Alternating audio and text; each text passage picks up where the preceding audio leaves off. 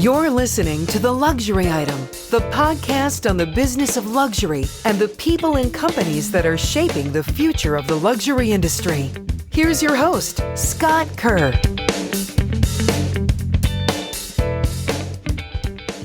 My guest on The Luxury Item is Nili Lotan, the highly acclaimed Israeli-born and New York-based ready-to-wear designer. A self-made entrepreneur, Nili launched her label in her 40s, starting her career at Liz Claiborne, then led design at Ralph Lauren, where she did menswear, and finally landed at Nautica, all training grounds that taught her the language of American sportswear. In 2003, she launched her eponymous label to find her own voice. Her philosophy is that clothes should be clean, sophisticated, and functional, offering elements for self-expression. She is inspired by women with a strong sense of personal style and draws from art, music, and rock and roll to design her collection.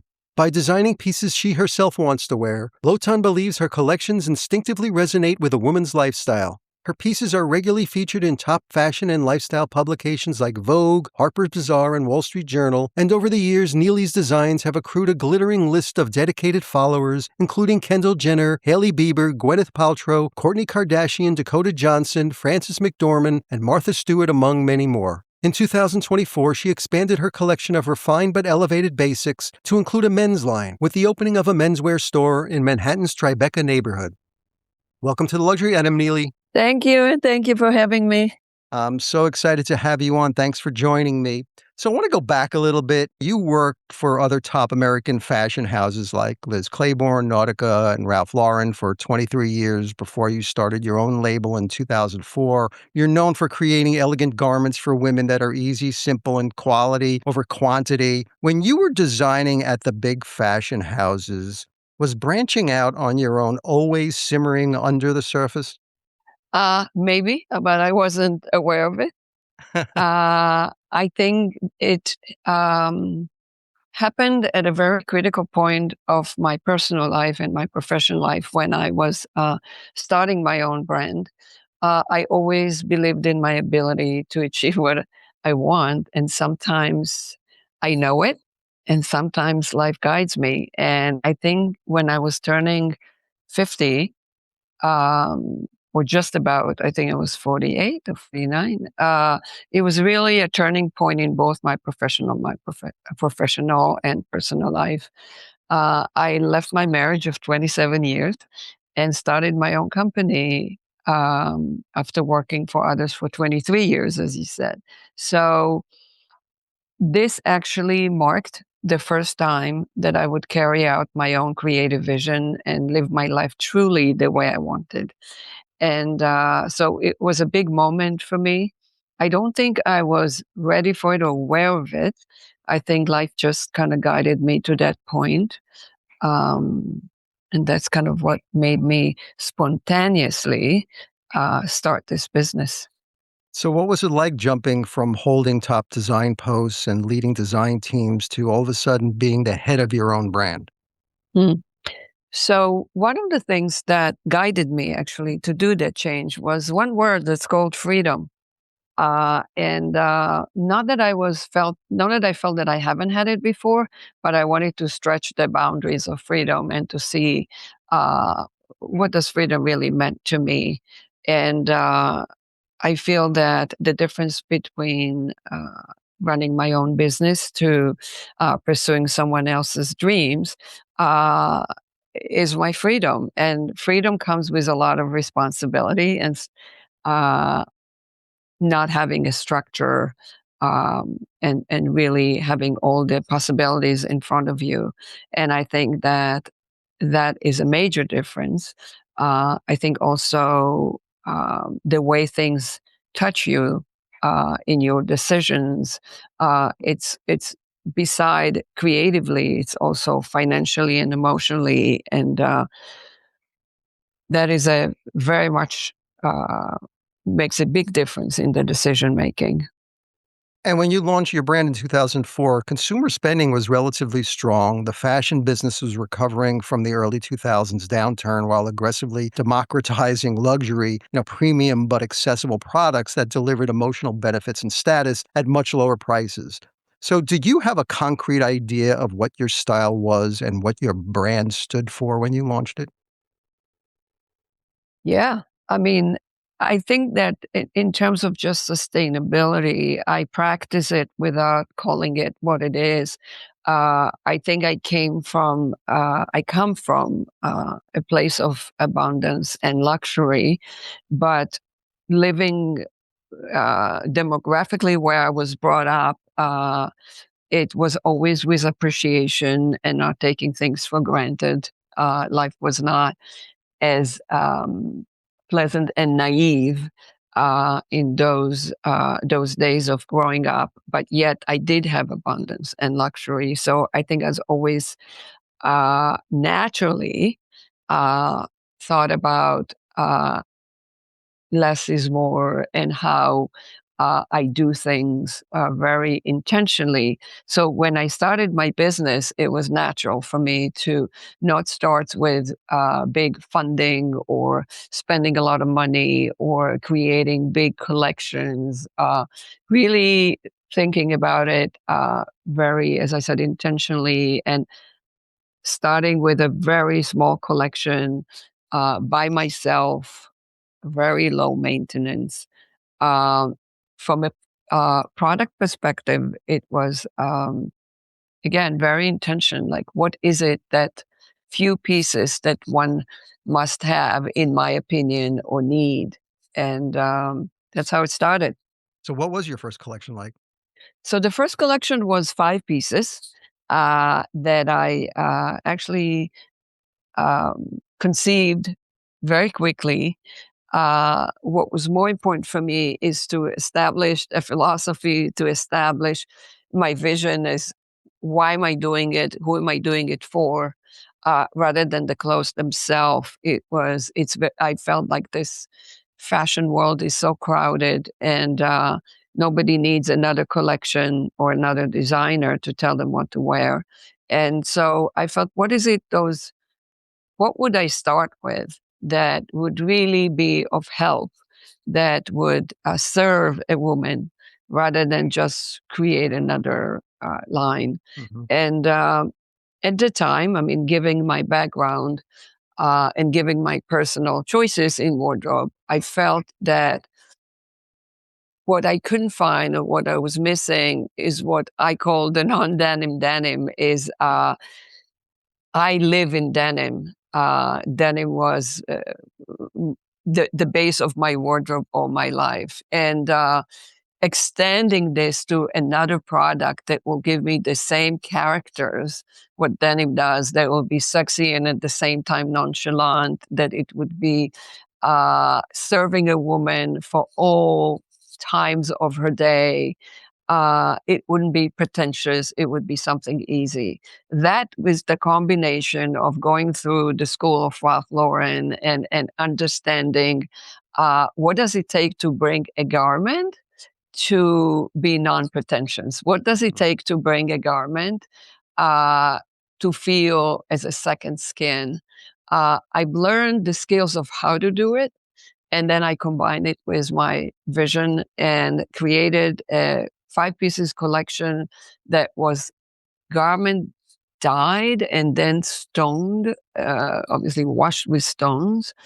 Uh, it was really important for me, quality and fit. So what that was part of my philosophy, that I'm not just throwing clothes out there, but I'm actually, as part of serving a woman, I'm giving her the best quality and the best fit that she can have for that price that she's spending. And I bought all the fabrics from Italy. I shipped them to New York, and then in laundries in New York, I went through the process of making it feel like you've known that garment, loved that garment for many years. And that is done through a process of a very specific technical process of how to wash it. Um, Not only was it the garment that I wanted, so it was based off pants and one jacket. Um, but not only was it the garment that I wanted, but from a business perspective, and I'm sure we'll touch it based on it later, it uh, gave me the opportunity to grow my business organically from a very small, tight capsule into the size of the business that I am today, multi-category, full lifestyle. It allowed me organically to evolve to where I am, both financially and conceptually. And I think this is something that I like to talk about because I think people today, young people, feel that they need investments, they need a lot of money to pursue their dreams.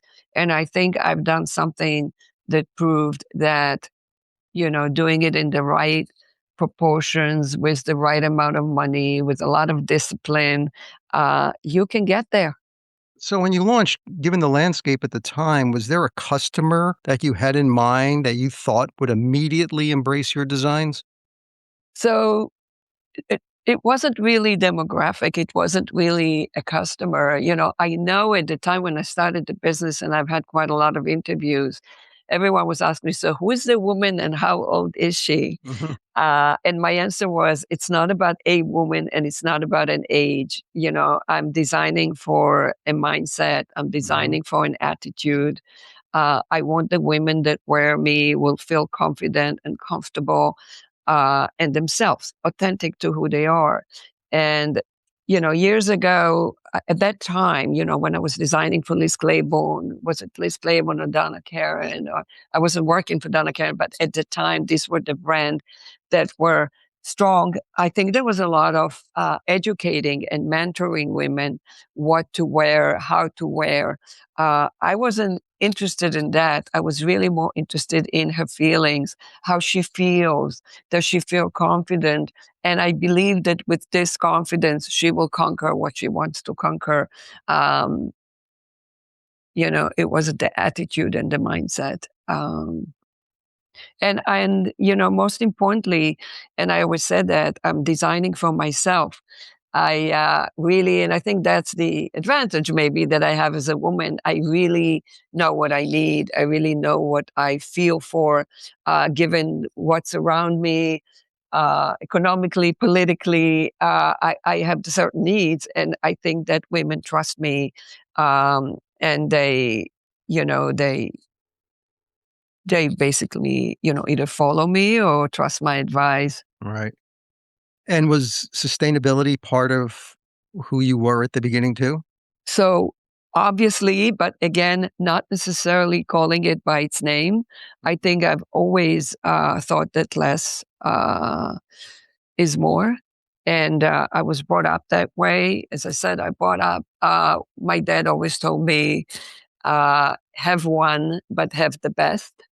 At times when I didn't have, and normally I would be hesitant of spending money to a certain degree on certain items, luxury items. He always encouraged me to buy the best that I can, uh, period.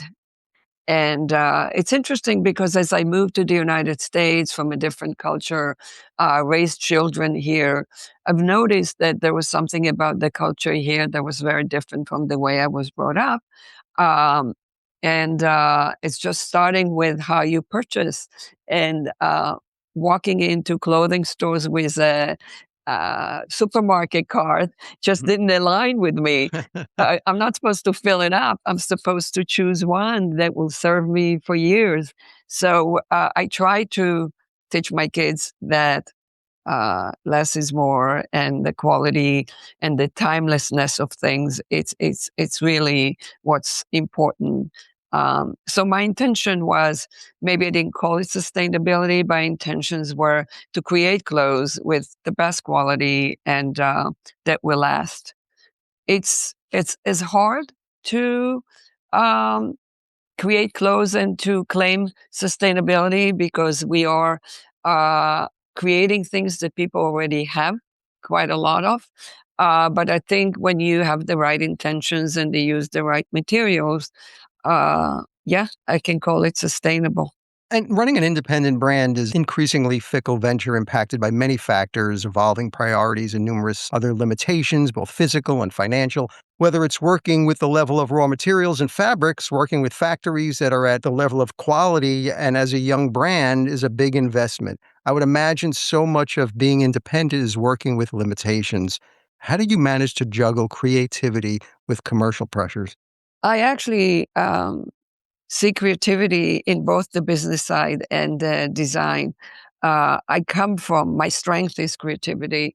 I didn't go to business school. I went to fashion school, and using the skills that I've learned really guided me into running my business. I started it very small with very little money and no investors. Till today, I'm the sole owner of this business. And so every decision matters. I don't have the options of, overproduce, over design, over promise. I basically has to be very disciplined. But I don't think that discipline is contradicting with creativity. I think actually creativity needs discipline. I think that the way I think about my collections, my business, I have a very clear vision, a very clear point of view. And in order to maintain that creative process, the structure is actually very helpful for me. And having the business challenges are affecting my creativity in a good way. I become more accurate. I become more successful. And you grew at a time in the 2010s when a new generation of American designers came on the scene, populating the category that became known as contemporary fashion. It was a pivotal time where people could buy designer products at a lower price than luxury. Where on the spectrum were you positioning yourself in the competitive landscape? And did that period end up being a growth engine for you? Yeah, absolutely. I wasn't really thinking price. I was thinking more value, and I was thinking more quality that I can put into the garment. I came from a very structured business. Liz Claiborne was, I think, one of the most inspiring business from structure and process. And I remember sitting in all these pricing meetings for hours, uh, hearing the founders talking about how to price a garment. And when I started mine, I forgot all of that intentionally. And basically, my intention was, okay, how could I bring the most value um, and the most quality per price, no matter what the price was. Right. And at the time, there was like contemporary and luxury and all these names that don't exist anymore. Uh, so it didn't matter to me. And I've kind of surrendered myself at the time to Daniela Vitali from Barney's, who actually, she didn't decide for me. She asked me, which floor do I want to be on? And I couldn't give her the answer because I didn't really, it didn't matter to me from an ego perspective, but it mattered to me that the woman who's actually walking on that floor will resonate with my clothes and buy it. So if I understood that if she puts me in the wrong floor, I will miss that client. And she ended up putting me next to the row in Saint Laurent. And that really what informed my brand going forward. So I'm forever grateful for Daniela because I did not really um, define my brand from a price point. I defined it from timelessness and that it's real clothes, that I don't want to be creating costume for women, or I don't necessarily want to fulfill their dream vision in terms of what would she look like? Has she been walking the red carpet, but rather what does she need every day? And I think Daniela hit it right on in terms of that, the quality and the intention was there. The price was a bit more comfortable. And I think that definitely informed my future business success. E-commerce was still small but growing fast when you launched. Many luxury brands remain wary of full online selling, preferring controlled boutique experiences. Today, you have a flourishing e-commerce platform alongside your boutiques and wholesale distribution. Were you an early adopter of online retail and e-commerce channels? I wasn't one of the first. I started at 2012, I believe, uh, and it fit right in. I think, again, because I didn't have the resources to spend on all this technology at the time, or people who had the technology and the knowledge, I was with an agency in the first few years. And then when I embarked on my own showroom and my own team, that's when I started the e-com. What the digital platform had given me was the direct relationship and the storytelling that I love to do. I live for that. This Right. is really what gives me the greatest pleasure at the end of the day is my communication and relationship with my client. And my storytelling is what really captures her and makes her so loyal to me. So, I mean, the site and social media are medium that I very much pay attention to. I personally shoot all the assets, tell the stories. I communicate to my followers on a daily basis, personally, on DM. I post, I write. Um, what a wonderful platform to be able to actually have an access to women who are interested in what I do. Um, I find it, this is really my joy. And it makes the experience for women also so authentic, so honest that they can really get to know me. So early on, when was that magic moment when you noticed someone out and about with your clothes? Hmm. So I live in Tribeca, and I chose to open my store in Tribeca. So it was right at the, basically at my backyard, my store. I used to walk my daughter to school and then go to the studio. My studio and my store was at the same location. She'd come back from school, do her homework right next to me. So it was a very personal situation. And little by little, I started to have Tribeca women showing up and getting to know me. That was not how I started my business, though. I Right. started my business in 2003, end of 2003, with wholesale. So at that point, when I started, I launched my retail store in Tribeca in 2006. There were 3 years that my product and clothes and collections were already all over the world. I mean, I had agent in Italy, I had in Europe, and I had agent in New York for the entire United States. So I've been selling in specialty, high-end specialty stores and Barney's before I launched my store. But I was completely unaware of the brand recognition that I have had at that point. Obviously, I saw that people buying my collection and it's growing, but I wasn't aware of people actually um, understanding what the brand is and who am I. When I started, launched my store, uh, I started to have all these women shopping in Tribeca and walking around with the tote bag says Nili Lotan, and I was like, "Wow, this is cool." And the funny thing is that it took me until today, wherever I am, and people reach out to me, I'm like, "How do you know me?" I'm always so shocked and surprised that people actually reach out to me and introduce themselves and tell me, "Oh, I've been a big fan," or "I've been buying your clothes for 20 years," or on and on. So I've never really acknowledged the fact of the size of my business and the consequences of it, of so many people aware of what I do.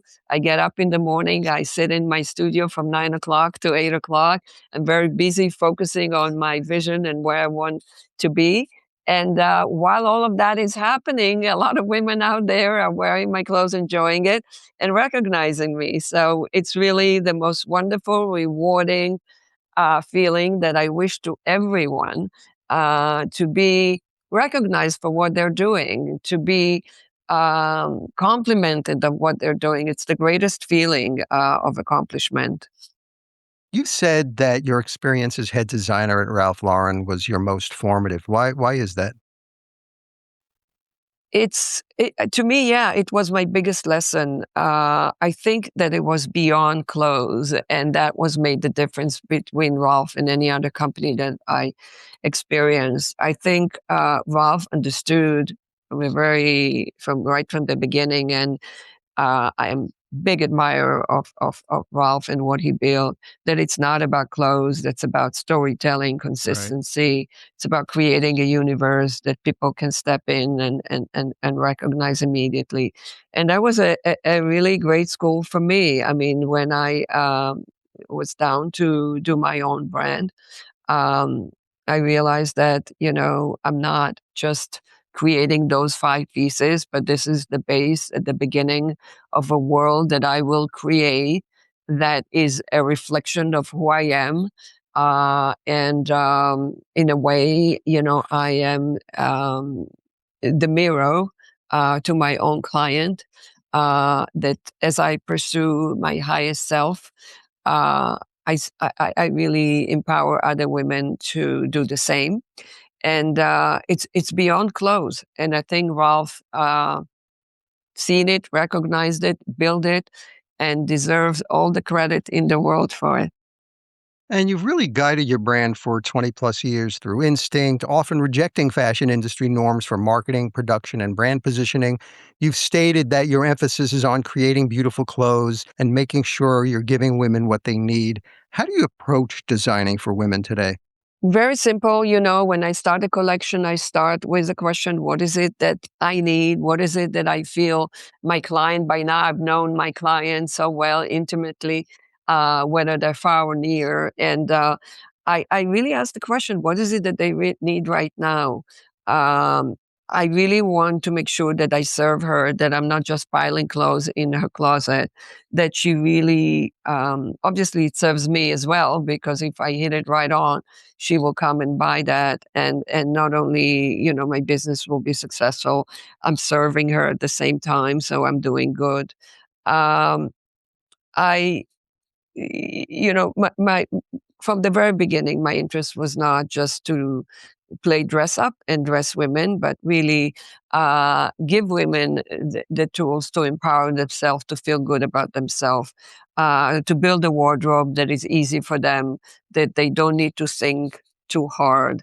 I don't think that clothes needs to be thought so hard. You don't need to plan your clothes the week ahead or the day before. It needs to come natural. It needs to be a second nature to you. What is it that I feel good in? What is it that I feel comfortable and confident?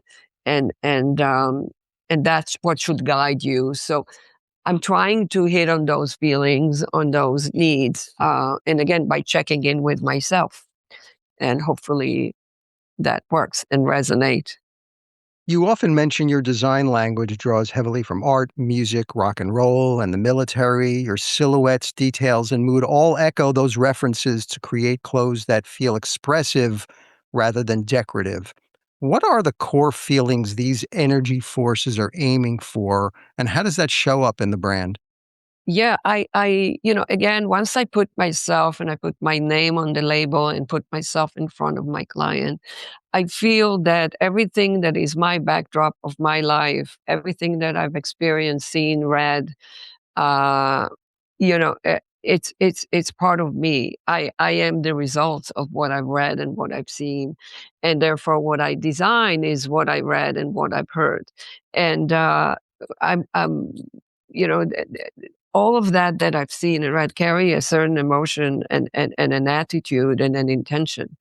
And I don't look at fashion as something or what I do that as fashion or as a trend. Or yes, of course, there's trends in the world as results of things, but fashion is an evolution of those things that carry an emotion. And the things that I am inspired by, whether it's the music or the art or the rock and roll, the military, is things that represents to me a certain feeling, the spirit of me and what I do. And to me, what rock and roll and the art and the music that I refer to is represents fearlessness and rebellion and freedom, a sense of freedom. And I think that if I'm inspired by those images and by these sounds, then hopefully the woman feels it when she wears my clothes. Not to mention the love that I put in it. We always joke because I try every piece of garment that I put out there.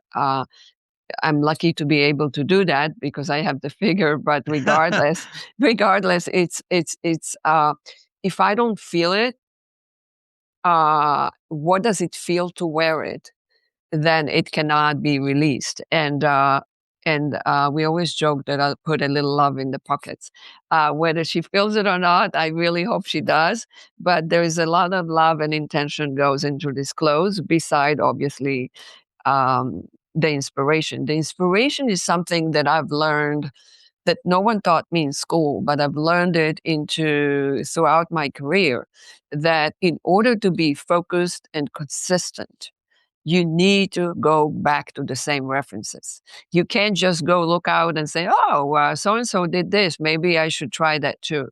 You need to go back into your own self, to your authentic self, and say, okay, what is it that makes me, what is this that gives me the joy and the happiness? And that's what I'm trying, that's what I'm giving her, joy and happiness. So, what does joy and happiness looks to me? Feels to me.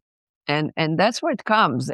Creativity has so many ways of tapping into it. And that has been my way. You know, a lot of people ask me, oh, what is your favorite Rolling Stone music or song? And I'm like, it's not about that. It's about Mick Jagger going on stage and looking so cool and fearless and rebellious. That's what I'm trying to tap into. I happen to love what he sings, but it's that attitude. And I hope I'm really hoping and wishing that I can really translate it into my clothes and transfer it directly, inject it directly into the woman who wears it. Yeah, music is so much a big part of your brand's world. You know, record collections and rock photography, and your recently opened menswear store, collaborations and exhibits with musicians like Alison Mosshart and the Kills, and handbags named for rock figures, all reinforcing that rock culture is part of the design DNA. Last Hmm. year, you turned your Tribeca men's store into an art space for Alison Mosshart's solo exhibition, No Slow Songs, showing her paintings, collages, and mixed media works. You later cast her in your fall 2025 campaign and debuting your handbag launch. What do you see in Moss Hart that connects with your brand's creative ethos? Hmm. She's my woman. She's my kind of a woman.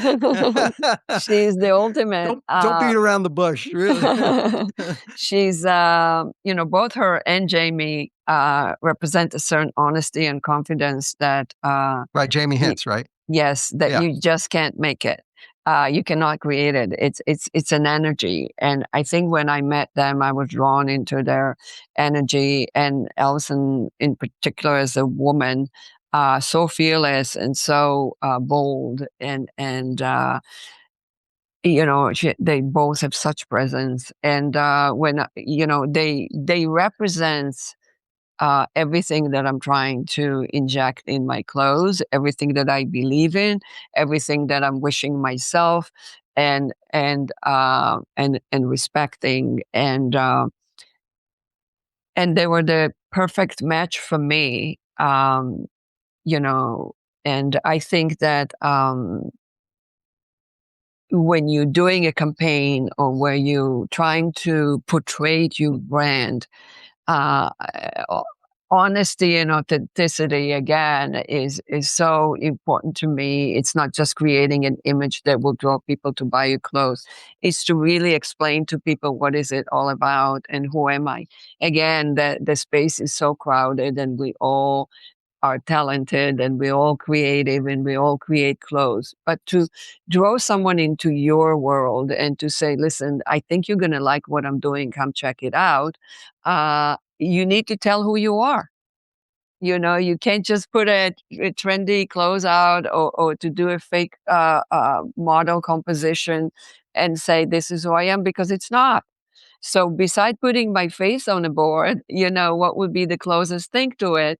And that would be finding the people that I connect to, that I align with, I'm not sure if I can talk about my next campaign, but you'll see that the next Ooh. people that I chose are as honest, as authentic, connected to music, connected to art. And to me, that is what really informs me how to do my campaign. I do not spend a lot of money on campaigns and marketing, period. Right. So when I do, it's important to me that it will be accurate. Despite overall luxury fashion sales slowing and the talk of this luxury fatigue, handbags remain a core growth engine. Brands are still adding new handbag models to their repertoire as a key way to capture attention and drive revenue. You introduced a collection of handbags late last summer, marking your first full handbag collection after 22 years of ready to wear. Why so long before launching a handbag collection? Was it a Mhm. matter of economics, like high margins, little material labor, or opening a customer gateway to your brand, or something else? Yeah, no, I think that by now, after we're talking for close to an hour, and hopefully the listeners understand it too, that I am not here to do business. Business just comes with it. Mhm. And I'm very proud of it because I think the intention was not just to create another category because that category happens to be the leading category for many, many major luxury brands.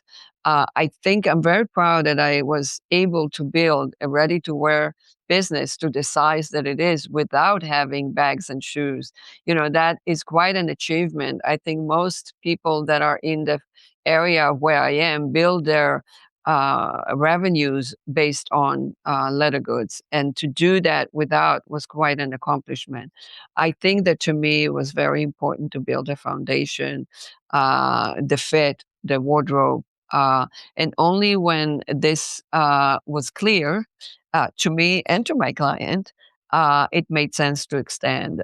Made sense to extend to bags. Made sense to extend to shoes and other categories that it fits in their lifestyle. For years, women been asking me, "What will your bag look like?" And why are you not doing bags? And why are you not this? And why are you not that? I said, I'm Mhm. gonna do it when I'm ready. And I think I said it in the very beginning. Sometimes life just guides you, and that exactly where the moment where I did, where I felt that I was ready.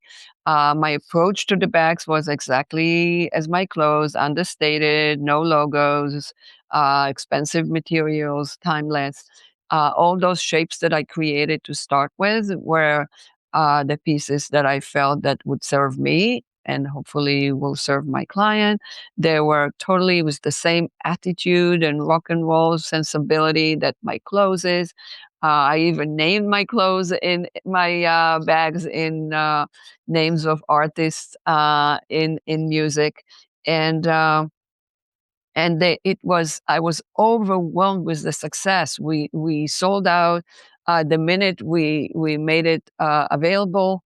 We're actually chasing the bags right now. We Mm. didn't expect such a success, and I'm very grateful for that.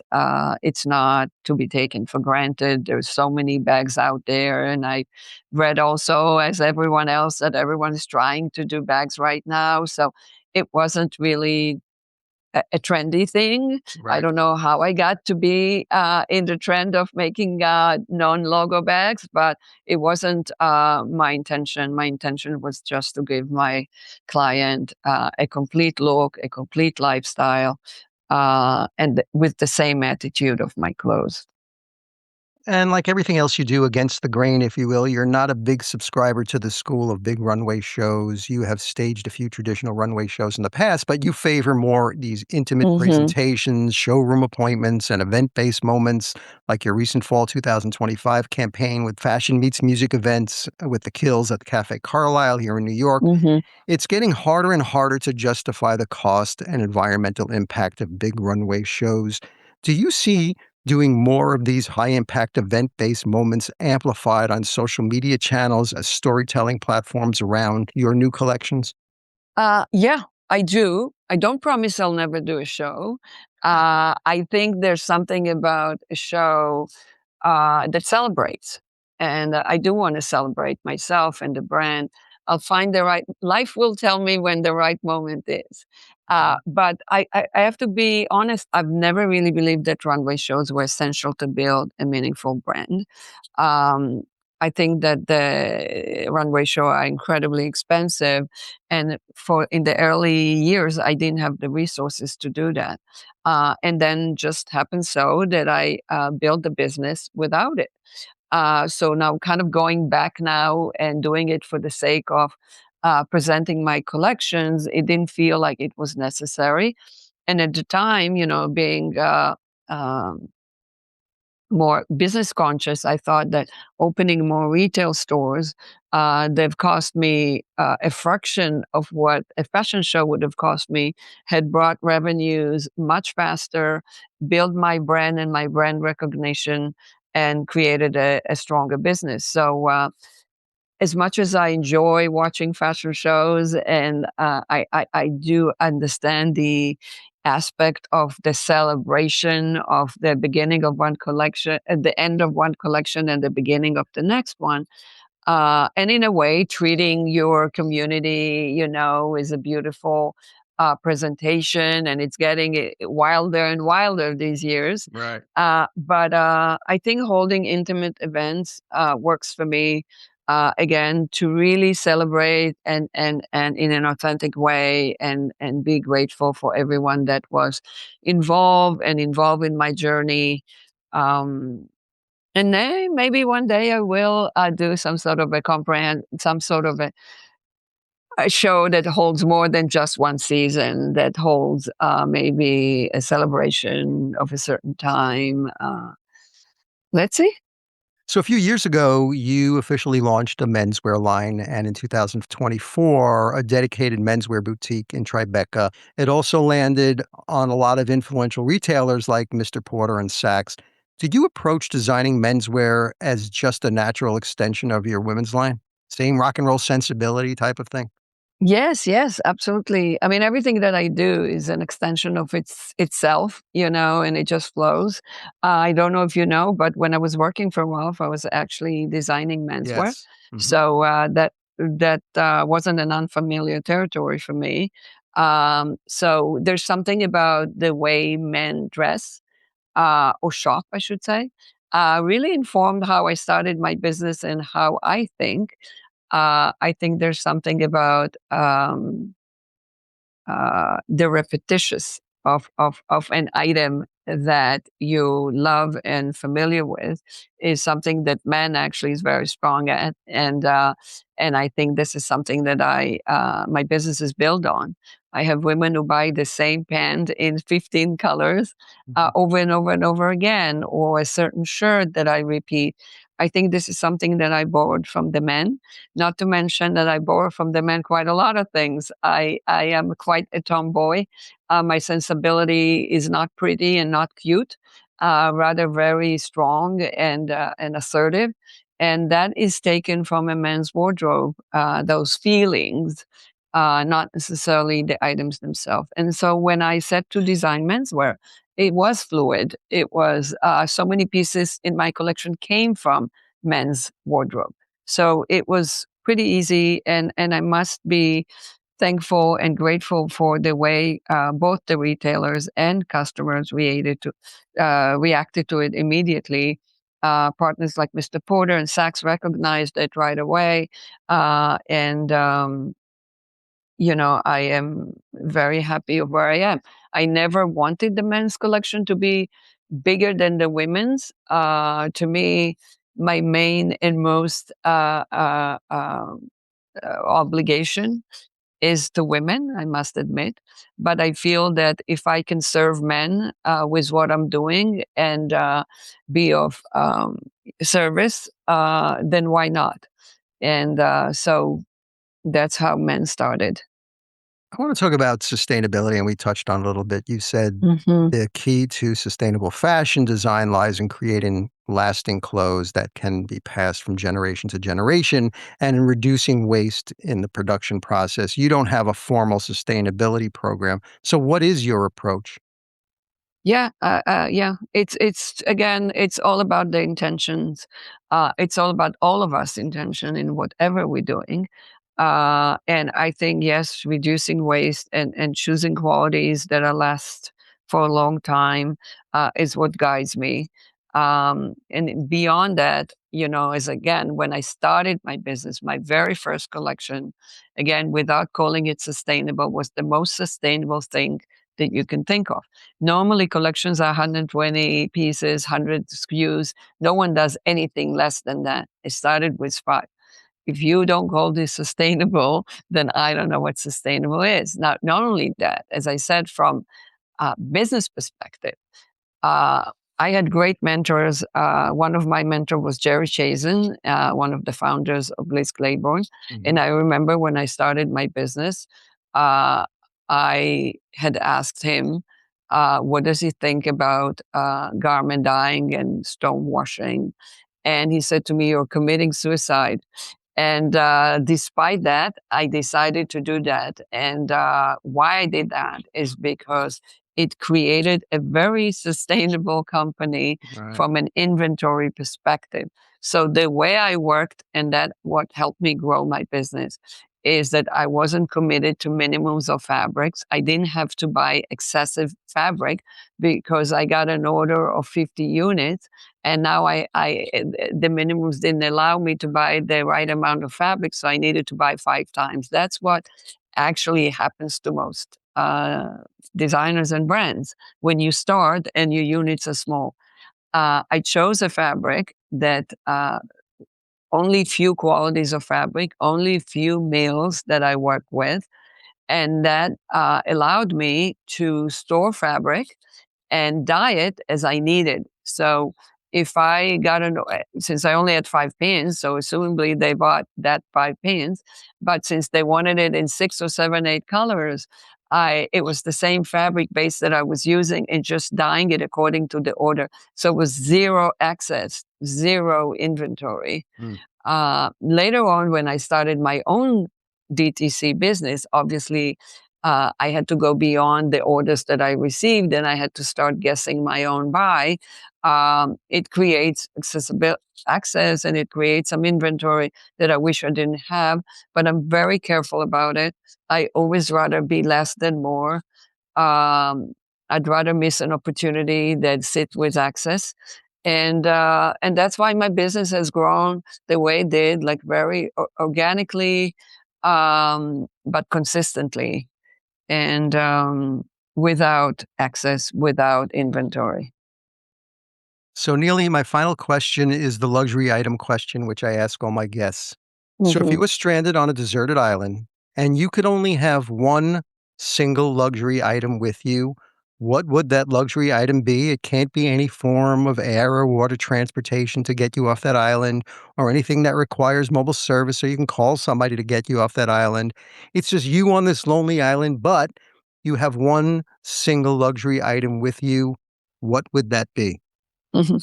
So I thought about it, and I was, I think I'm going to give you the most trivial answer because I kept thinking, what could it be? And it came down to a luxury cashmere blanket. And I think this is something that will stay with me throughout the year and basically give me the comfort and the security and the luxury that I need alone. Whether it's hot or cold, just wrap myself with that blanket and feel luxurious as possible. Nili Lotan, founder, CEO, and creative director of fashion label Nili Lotan. Thank you so much for joining me on The Luxury Item. Oh, thank you, Scott. It's been my pleasure, and thank you for having me.